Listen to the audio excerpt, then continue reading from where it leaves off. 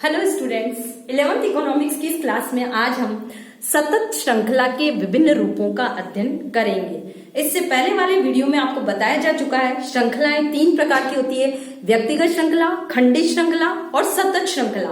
व्यक्तिगत श्रृंखला सिंपल सी पहचान है इसकी कि इसके अंदर x का पूर्ण मूल्य लिखा हुआ होता है, फ्रीक्वेंसी कहीं नहीं दी होती। उसके बाद में खंडित श्रृंखला में x का पूर्ण मूल्य और फ्रीक्वेंसी लिखी हुई होगी आपके सामने। सतत श्रृंखला की पहचान है कि इसके अंदर एक तरफ विभिन्न वर्गांतर और दूसरी तरफ आपके सामने फ्रीक्वेंसी लिखी हुई रहती है। यानी जिस श्रृंखला में एक तरफ विभिन्न वर्ग मूल्य लिखे हुए होते हैं, वर्ग की सीमाएं दे रखी होती है और दूसरी तरफ फ्रीक्वेंसी लिखी हुई होती है, उसको हम कहते हैं सतत श्रृंखला।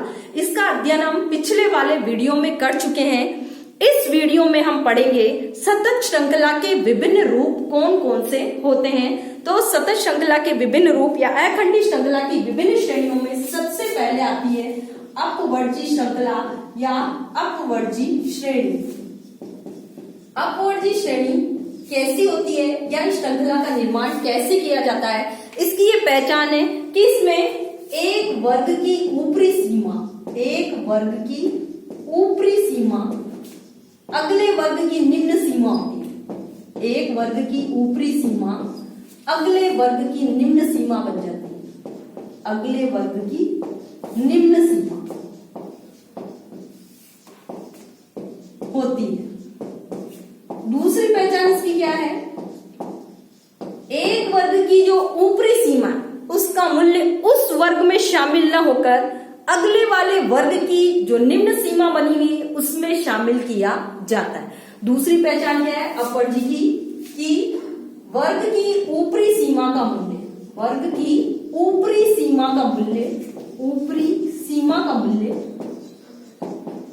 उस वर्ग में शामिल न होकर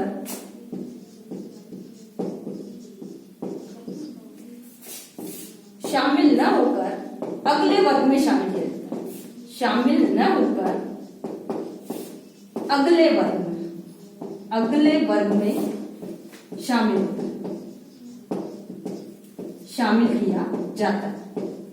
दो तरह से हम इस श्रृंखला की पहचान कर सकते हैं कि एक वर्ग की ऊपरी सीमा दूसरे वर्ग की निम्न सीमा बन जाती है, और दूसरा इसके अंदर एक वर्ग की ऊपरी सीमा का जो मूल्य वो उस वाले वर्ग में शामिल न किया जाकर उससे अगले वाले वर्ग की जो निम्न सीमा बनी हुई है उस मद का मूल्य उस नए वाले वर्ग में शामिल किया जाएगा।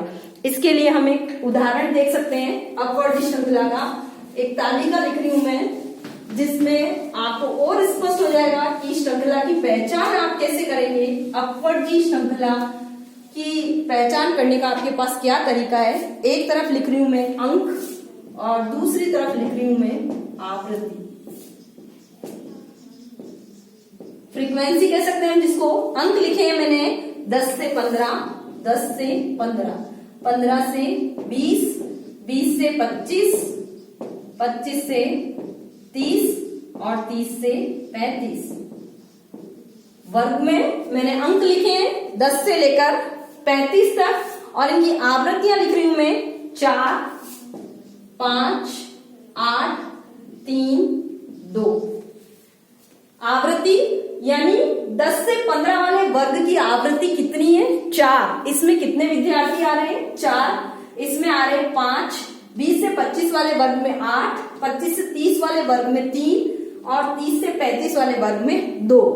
अब आप कैसे पहचान करेंगे कि ये अपवर्जी श्रेणी है? हमने कहा इसकी पहचान करने का तरीका, एक वर्ग की ऊपरी सीमा दूसरे वर्ग की क्या है? निम्न सीमा। 10 से 15 वाले वर्ग में 10 तो क्या है? निम्न सीमा, और इसकी उच्च सीमा किसको माना जाएगा? 15। एक वर्ग की सीमाएं दे रखी 10 से 15, यानी निम्न सीमा क्या हुई उसकी? 10 और ऊपरी सीमा क्या हुई? 15। ये क्या हुई उसकी? ऊपरी सीमा। अब देखिए अगला वाला वर्ग मेरा किससे स्टार्ट हुआ है? 15 से 20, यानी एक वर्ग की जो ऊपरी सीमा है वो अगले वर्ग की क्या बन गई है? निम्न सीमा। एक वर्ग की ऊपरी सीमा दूसरे वर्ग की निम्न सीमा बन गई। ऐसे देखिए 20 पर खत्म हो रहा है ये वर्ग और वापस तीसरे वर्ग की स्टार्टिंग किससे हुई है? 20 से। यानी एक वर्ग की ऊपरी सीमा दूसरे वर्ग की निम्न सीमा जिस वर्ग अंतराल में दी हुई होती है, वो वाली श्रेणी कौन सी है? अपवर्जी श्रेणी। और इसके अंदर जैसे किसी व्यक्ति के 15 मार्क्स आए हैं, किसी छात्र के 15 नंबर आए, तो उस 15 अंक को इस वाले 10 से 15 वाले वर्ग में शामिल न किया जाता। किस में शामिल किया जाएगा? 15 से 20 वाले वर्ग में। यानी ऊपरी सीमा का मूल्य उस वर्ग में शामिल न होकर उसके बाद आने वाली जो निम्न सीमा बनती है वर्ग की, उस वाले वर्ग में शामिल किया जाएगा। तो पहचान, एक वर्ग की ऊपरी सीमा दूसरे वर्ग की निम्न सीमा बनी हुई है। 15 अंक यदि किसी का आया है, या 20 अंक किसी का आया है, या 25 अंक किसी का आया है, 30 आया है या 35 आया है, उसको उसी वर्ग में शामिल न किया जाकर अगले वर्ग में शामिल किया जाएगा। लेकिन अंतिम इकाई यदि 35 पर खत्म हो गई है, तो लास्ट यदि किसी का 35 अंक भी आया है, तो वो इसी वर्ग के अंदर लिख दिया जाएगा। तो आपको अपवर्जी श्रेणी क्लियर हो गई होगी कि एक वर्ग की ऊपरी सीमा दूसरे वर्ग की निम्न सीमा होती है, और ऊपरी सीमा का मूल्य उस वर्ग में शामिल न होकर अगले वर्ग की जो निम्न सीमा बना हुआ मूल्य है उसमें उसको शामिल किया जाएगा। ये था सतत श्रृंखला का पहला रूप। अब देखिए दूसरा जो इसका रूप है वो है समावेशी श्रृंखला या समावेशी श्रेणी। समावेशी श्रृंखला, सतत श्रृंखला का दूसरा रूप क्या है? समावेशी श्रृंखला। समावेशी श्रृंखला, समावेशी श्रृंखला या श्रेणी भी कह सकते हैं हम इसको। समावेशी श्रृंखला की क्या पहचान है? इसमें एक वर्ग की ऊपरी सीमा और दूसरे वर्ग की निम्न सीमा एक जैसी नहीं होती।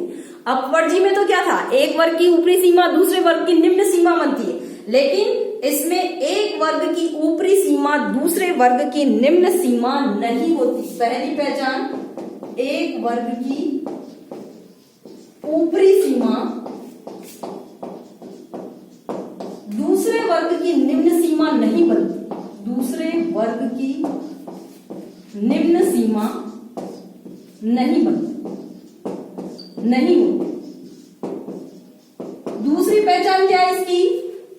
कि इस वाली श्रेणी में एक वर्ग की जो ऊपरी सीमा होती है उसका मूल्य उसी वर्ग में शामिल किया जाता है।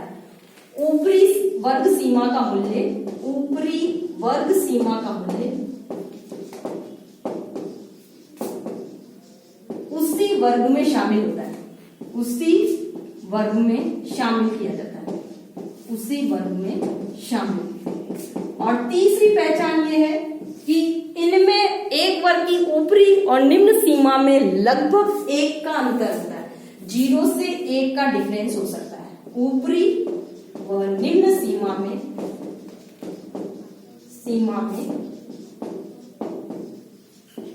0 से 1 तक का अंतर हो सकता है। तो अपवर्जी श्रृंखला से ये श्रेणी बिल्कुल डिफरेंस है।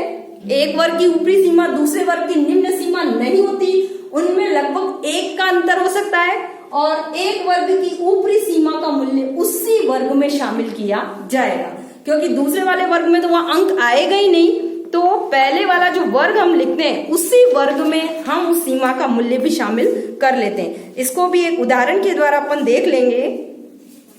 एक उदाहरण लिख रही हूं मैं समावेशी श्रृंखला के लिए भी। इसमें वर्ग मूल्य कैसे लिखे हुए होंगे और फ्रीक्वेंसी कैसे लिखी हुई रहती है, उसके आधार पर आपको पता चल जाएगा कि ये कौन सी श्रृंखला है, समावेशी है या अपवर्जी श्रृंखला है। अंक या वर्ग जो भी है, और दूसरी तरफ लिख रही हूं मैं छात्र संख्या। छात्र संख्या, अंकों के जो वर्ग लिख रही हूं मैं वो देखिए 10 से 14, 10 से 14, 15 से 19, 20 से 24, 25 से 29, 30 से 34। ठीक है, इनकी फ्रीक्वेंसी लिखी है मैंने 4, 3, 8, 5, 2। यानी 10 से 14 नंबर जिनके आ रहे हैं वो कितने बच्चे हैं? 4 बच्चे। 15 से लेकर 19 तक जिनके अंक आ रहे हैं वो कितने बच्चे हैं? 3 बच्चे। 20 से 24 तक जिनके अंक आ रहे हैं वो कितने बच्चे हैं? 8 बच्चे। 25 से 29 तक अंक लाने वाले 5 बच्चे हैं। और 30 से 34 तक अंक जिनके आ रहे हैं वो कितने बच्चे हैं? 2 बच्चे। तो इसके अंदर एक वर्ग की ऊपरी और निम्न सीमा में डिफरेंस है। 10 तो क्या हो गया निम्न सीमा हमारी, और 14 क्या हो गई उच्च सीमा। वर्ग की 10 से 14 वर्ग सीमा लिखी है, 10 तो हो गया निम्न सीमा, 14 हो गई उच्च सीमा। एक वर्ग की ऊपरी सीमा दूसरे वर्ग की निम्न सीमा नहीं है। अपवर्ती श्रृंखला में तो क्या था 10 से 15, 15 से 20, लेकिन इसमें 10 से 14 के बाद अगला अंक हमारा कहां से स्टार्ट हो गया है? 15 से। यानी एक वर्ग की ऊपरी सीमा और दूसरे वर्ग की निम्न सीमा में कितने का अंतर है? 1 का अंतर है। तो समावेशी श्रृंखला में ऊपरी और निम्न सीमा में कितने का डिफरेंस चलता है? 1 का अंतर चलता है। 0 से लेकर 1 तक ये डिफरेंस हो सकता है। इसमें ऊपरी सीमा का मूल्य उसी वर्ग में शामिल किया जाएगा, अगले वर्ग की सीमा में शामिल ना होगा। जैसे 14 अगर किसी के अंक आए तो ये इसी वर्ग में शामिल कर दिए जाएंगे, अगले वाले वर्ग में तो जिनके 15 से नंबर आए उनको शामिल किया जाएगा। तो आपको पता चल गया होगा समावेशी श्रृंखला की पहली पहचान, एक वर्ग की ऊपरी सीमा दूसरे वर्ग की निम्न सीमा नहीं है, उनमें कितने का डिफरेंस है? 1 का। 14 और 15 के बीच, 19 और 20 के बीच, 24 और 25 के बीच कितने का डिफरेंस है? 1 का डिफरेंस आपको दिखाई दे रहा है। उसके बाद हमने कहा था इसमें ऊपरी सीमा का मूल्य उसी वर्ग में शामिल किया जाता है, अगले वाले वर्ग में शामिल नहीं किया जाएगा। आगे हमारे मीन, मोड, मीडियन के जो सवाल आएंगे उसके अंदर आपको इन श्रृंखलाओं के आधार पर ही अपना सूत्र लगाकर सवाल हल करना होता है। तो ज्यादातर आपको यदि कोई समावेशी श्रृंखला लिखी हुई है तो उसको पहले अपवर्ती में चेंज करना होता है, और अपवर्ती में चेंज करके ही आप उस सवाल का हल तरीके से निकाल सकते हैं। अब हम पढ़ेंगे, आपको समझ आ गया होगा कि अपवर्ती श्रृंखला क्या है और समावेशी श्रृंखला क्या है। और सवाल अगर आपका समावेशी श्रृंखला में लिखा हुआ है तो उसको अपवर्ती में आप कैसे चेंज करेंगे, या समावेशी श्रृंखला के वर्गों को अपवर्ती श्रृंखला में परिवर्तित करने का क्या तरीका है, उसके लिए कुछ चरण है, वो स्टेप में आपको बता देती हूँ, ताकि आप अपनी अब समावेशी श्रृंखला का सवाल दिए हुए होने पर उसको आप अपवर्ती में चेंज कर सकें। तो समावेशी श्रृंखला को अपवर्ती में परिवर्तित करने के लिए क्या स्टेप है? समावेशी श्रृंखला को अपवर्ती श्रृंखला में परिवर्तित करने के चरण, परिवर्तित करने के चरण क्या है? सबसे पहले तो आपको क्या देखना होगा, ऊपरी और निम्न सीमा में कितने का डिफरेंस है। सबसे पहले आपको क्या देखना होगा, ऊपरी व निम्न सीमा का अंतर ज्ञात करना। ऊपरी व निम्न सीमा का अंतर ज्ञात करना, अंतर ज्ञात करना होगा, अंतर ज्ञात करना। अंतर ज्ञात करने के बाद में आप क्या करेंगे, दोनों का जो अंतर आ रहा है, अंतर का क्या करना है आपको? हाफ करना है, अंतर का आधा करना है। आधा करने के लिए आप उसमें किसका भाग दे देंगे? 2 का। जो अंतर आया है उसका आधा कर देंगे, यानी डिवाइडेड बाय 2। फिर जो संख्या आपको मिलेगी उसको क्या करेंगे, आधा करने के बाद जो अंक आएगा, जो अंक आता है निम्न सीमा में से घटाना है, निम्न सीमा से घटाएंगे और उच्च सीमा में जोड़ देंगे, और उच्च सीमा के लिए उच्च सीमा में जोड़ देंगे, उच्च सीमा में जोड़ देंगे। एक उदाहरण द्वारा हम इसको क्लियर कर लेंगे। कैसे? पहले आपको ऊपरी और निम्न सीमाओं का अंतर देखना है, अंतर का आधा करना है, किसी चीज का आधा करना है, इसको डिवाइडेड बाय 2 करना है, और नेक्स्ट जो अंक आपके सामने आ रहा है निम्न सीमा में से आप ज्ञात करने के लिए उसे घटाएंगे, और उच्च सीमा प्राप्त करने के लिए आप उस अंक को जोड़ेंगे। एक उदाहरण के द्वारा हम अपने इस स्टेप को क्लियर कर लेंगे, कैसे समावेशी श्रृंखला को हम अपवर्ती श्रृंखला में परिवर्तित कर रहे हैं। वर्ग लिख रही हूं मैं आपके सामने, वर्ग। जो समावेशी श्रृंखला के वर्ग देखिए, 10 से 14, 15 से 19, से 24, 25 से 29 और 30 से 34। आपको इन वर्गों को देखकर ही समझ में आ रहा है कि ये समावेशी श्रृंखला के वर्ग हैं। और आपको यदि सवाल हल करना है तो पहले आप इनको अपवर्ती श्रृंखला में परिवर्तित करने का प्रयास करेंगे।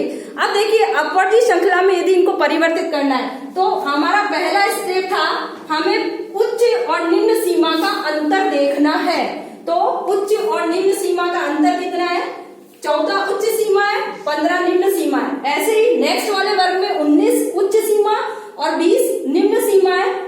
उच्च और निम्न वर्ग की सीमा का अंतर 15 - 14 इक्वल टू कितना हुआ? 1। एक का अंतर है। हर स्टेप पर देखिए आप 24 से 25 यानी 25 - 24 करेंगे तब भी कितना आएगा? 1। हर स्टेप पर अंतर है हमारा 1 का। दूसरे स्टेप पर हमें क्या करना है? अंतर का आधा। जो भी अंतर आया हमारे पास में 1 का आधा करेंगे। 1 डिवाइडेड बाई 2 इक्वल टू 0.5। 1 का आधा किया हमने तो कितना आया? 0.5। अब आपको निम्न सीमा ज्ञात करने के लिए क्या करना है? 10 में से 0.5 घटाना है। लोअर लिमिट के लिए या निम्न सीमा ज्ञात करने के लिए, निम्न सीमा के लिए आपको क्या करना है? जो भी वर्ग की सीमा लिखी हुई है उसमें से आप 0.5 घटा दीजिए। 10 - 0.5 तो आपका क्या हो गया? 9.5। और उच्च सीमा के लिए आप क्या करेंगे? उच्च सीमा के लिए उच्च सीमा ज्ञात करनी है तो 14 प्लस 0.5 यानी 14.5 आ गया आपके सामने। नेक्स्ट के लिए 15 में से यदि आप 0.5 घटाते हैं तो आपके पास क्या आ जाएगा? 14.5। 19 में 0.5 जोड़ेंगे तो 19.5। फिर 20 में से 0.5 घटाना है तो 19.5 आ जाएगा। और 24 में 0.5 जोड़ेंगे तो 24.5। तो आपका जो निम्न सीमा वाला वर्ग होगा वही ऊपरी सीमा वाला वर्ग बन जाएगा।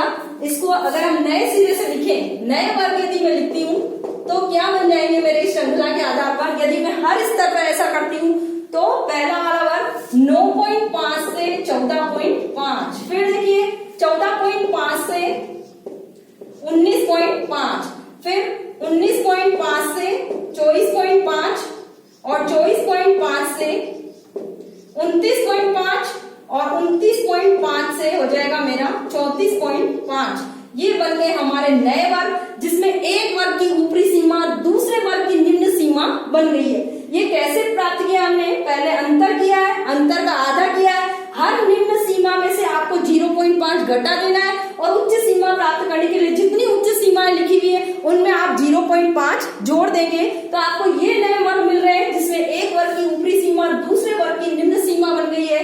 हर वर्ग पर ऐसा ही हो रहा है, एक वर्ग की ऊपरी सीमा दूसरे वर्ग की निम्न सीमा, यानी हमारी श्रृंखला कैसी बन गई है? अपवर्ती वाली। तो किसी भी सवाल को हल करने के लिए पहले आपको समावेशी श्रृंखला को अपवर्ती में चेंज करना होगा और अपवर्ती में चेंज करके ही आप उस सवाल का सिस्टमेटिक हल निकाल सकते हैं। और इसको चेंज करने का तरीका क्या है? 3 चरण आपके सामने है। तो आज के वीडियो में हमने पढ़ा अपवर्ती श्रृंखला क्या होती है, समावेशी श्रृंखला क्या होती है, और समावेशी श्रृंखला दी गई है तो उसको अपवर्ती में आप कैसे बदलेंगे और उसके बाद ही आप अपने सवाल को हल करेंगे। यदि आपको कोई कंफ्यूजन है तो मेरे व्हाट्सएप नंबर पर कॉल करें। धन्यवाद।